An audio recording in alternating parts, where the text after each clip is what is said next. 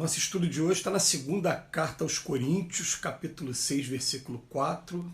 Paulo recomenda o seguinte: tornando-nos recomendáveis em tudo, na muita paciência, nas aflições, nas necessidades, nas angústias.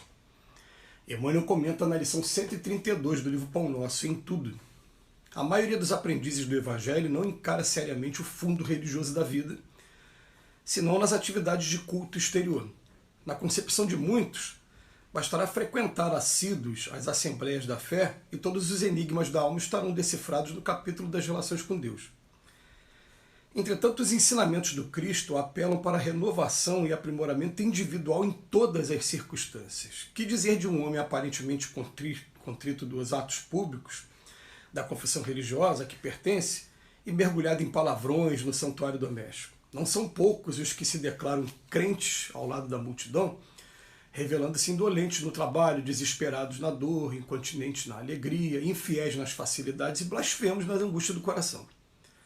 Por que motivo pugnaria Jesus pela formação dos seguidores tão só para ser incensado por eles durante algumas horas da semana em genuflexão? Atribuir ao mestre semelhante propósito seria rebaixar-lhe os sublimes princípios. É indispensável que os aprendizes se tornem recomendáveis em tudo, revelando a excelência das ideias que os alimentam, tanto em casa quanto nas igrejas, tanto nos serviços comuns quanto nas vias públicas. Certo, ninguém precisará viver exclusivamente de mãos postas ou de olhar fixo no firmamento. Todavia, não nos esqueçamos de que a gentileza, a boa vontade, a cooperação e a polidez são aspectos divinos da oração viva no apostolado do Cristo. Gente, para o Emmanuel fazer um comentário como esse, é porque é muito comum a gente observar o seguinte: vamos pegar alguns aspectos da nossa vida. Nós temos hoje nossa vida em família, em primeiro lugar. Nós temos em segundo nossa vida social, em segundo lugar.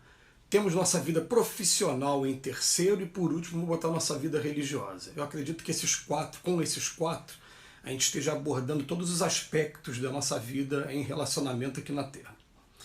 A gente procura a casa religiosa em determinado momento. E quando chega na casa religiosa, a gente vai encontrar um ambiente que normalmente vai cobrar da gente uma certa disciplina, um respeito. Então a gente vai começar a ter um controle maior dos nossos impulsos, das nossas emoções, mesmo que eles ainda sejam muito veementes, até mesmo agressivos num determinado momento, mas vai caracterizar um início de controle, de disciplina, enquanto a gente estiver dentro da casa espírita. Dentro do ambiente religioso. Falei da casa espírita porque é aqui no meu caso particular, mas dentro da igreja evangélica, dentro da igreja católica, dentro do templo budista, dentro do templo que for. O que Emmanuel vem falar para a gente, ele pega um texto aqui que Paulo de Tarso vem falar: tornemo-nos recomendáveis em tudo, na muita paciência, nas aflições, nas necessidades e nas angústias. E Emmanuel, ele vem falar para a gente, ele faz um comentário com relação à vida em casa, mas que a gente pode estender para todos os outros. Ele fala: por que eu vou dizer de um homem que ele está aparentemente muito sério, muito, né, bonzinho nos atos públicos da confissão religiosa, mas que chega aqui em casa, tem palavrões no santuário doméstico? Né? Eu não vou só no santuário doméstico, não. Porque a gente vai entender o dia que o nosso trabalho é uma concessão de Deus e também é um santuário também do nosso trabalho, vai ser um santuário profissional. A nossa vida de relação em sociedade, quando eu vou na padaria, quando eu vou no mercado, quando eu saio com os amigos, quando tem momentos de lazer, é um santuário também, é um santuário da vida social. A gente vai estender só esses santuários. Então eu vou começar o seguinte: quando eu chego dentro da instituição religiosa, eu vou ser uma pessoa muito séria, muito compenetrada, porque ali eu estou recebendo as informações do Evangelho, eu estou procurando absorver o máximo e eu estou entendendo depois com calma que Jesus disse que conhecereis a verdade e a verdade vos libertará. Mas o lugar que eu conheço a verdade, normalmente, é dentro da instituição religiosa. Depois eu começo a trazer o estudo para dentro da minha casa e começo a me reformar dentro de casa. Porém, para o Emmanuel estar falando isso aqui é porque é comum a todos nós. Essa sequência, né? Ela começa na instituição religiosa, depois chega para dentro de casa e vamos ver dentro de casa. Eu me lembro de um amigo aqui do coração, um irmãozão do coração, que ele usava como exemplo isso. Ele falava: poxa, eu estava dentro do carro indo para a instituição religiosa. E quando entra na instituição religiosa, mudava o comportamento completamente e os filhos viravam para ele e falavam: caramba, hein? Você viu como é que você estava dentro do carro e tal? Aí ele falou: não, mas hoje, principalmente, eu sei que eu tenho necessidade de estar aqui dentro da instituição religiosa por conta do meu destempero, por conta da maneira como eu estava agindo até agora. Então hoje eu estou vindo aqui por necessidade mesmo. E também chamando a nossa atenção de que a gente não deve ficar envergonhado porque terminou de sair de um momento de estresse no trabalho, em família, e entrou na instituição religiosa. Ele até usou o termo assim uma vez, né? Hipocrisia. Olha como é que você estava até há pouco tempo, quando entrou na instituição religiosa mudou totalmente, parece que mudou. Falou: não, isso é comum mesmo com todo mundo. Então vamos parar para pensar uma coisa aqui. Nós estamos todos em trabalho de burilamento. A instituição religiosa acaba sendo, inevitavelmente, o local em que a gente começa, em primeiro lugar, a controlar os nossos impulsos e até mesmo a ficar numa postura ali. Eu sou uma pessoa muito agressiva, muito agitada, mas quando eu estou ali dentro da casa espírita, eu estou dentro da instituição religiosa, e cada um na sua, eu estou ouvindo aqueles princípios, eu estou bebendo daquela fonte, eu estou analisando, eu estou fazendo minhas comparações para dali começar a ter a reforma.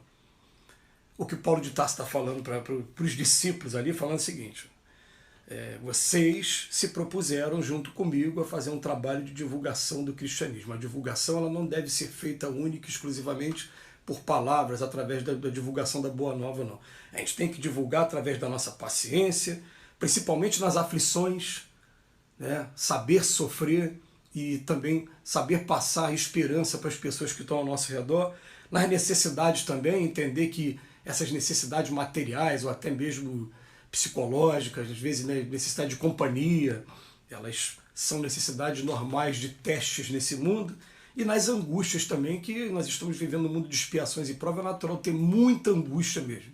Por isso que Jesus falou: bem-aventurados aflitos, venham a mim, vós que estáis os aflitos, que eu vos aliviarei. Bem-aventurados aqueles aflitos que sabem sofrer. Então, Paulo de Tarso está convidando aqui aos amigos dele da igreja de Coríntios, lá na Grécia antiga, né? Vamos nos tornar recomendáveis em tudo. Não é só através da divulgação, está na paciência, nas aflições, nas necessidades, nas angústias. O texto de hoje, é claro que ele é direcionado a todo o público-alvo, mas um público-alvo específico que pode receber isso aqui já é aquela pessoa que se dedica mais, já conseguiu disciplinar mais o trabalho dentro da instituição religiosa.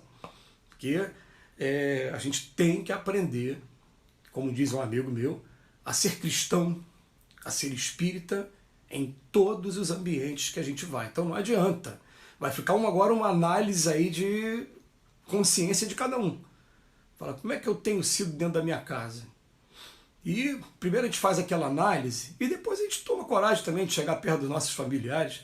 O que você acha que virar para minhas filhas? Como é que você acha que o papai tem sido aqui dentro de casa? E de repente nós vamos falar coisas, vamos ouvir. Ah, o senhor tem brigado muito. Ah, não, o senhor tem sido assim.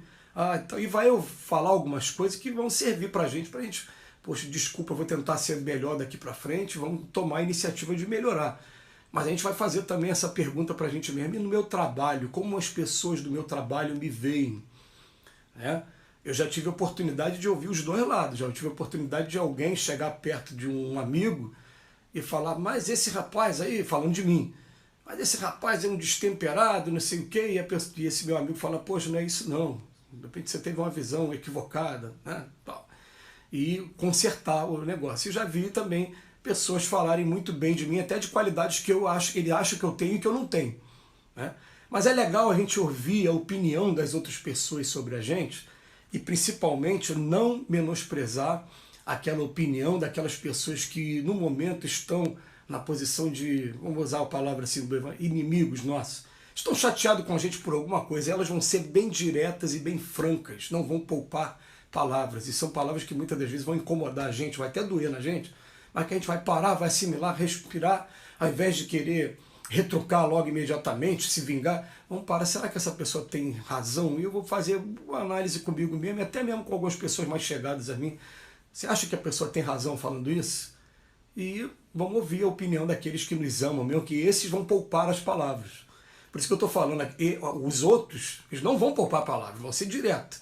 Mas esses que nos amam vão falar: é mesmo, Robinho, você vai ter que fazer assim, tal, vão usar de uma maneira mais carinhosa. Mas de qualquer maneira, vale a pena a gente se tornar recomendável em tudo e fazer essa análise sobre a nossa vida em todos os aspectos. Muito obrigado, Emmanuel, mais uma vez. Que Jesus nos abençoe.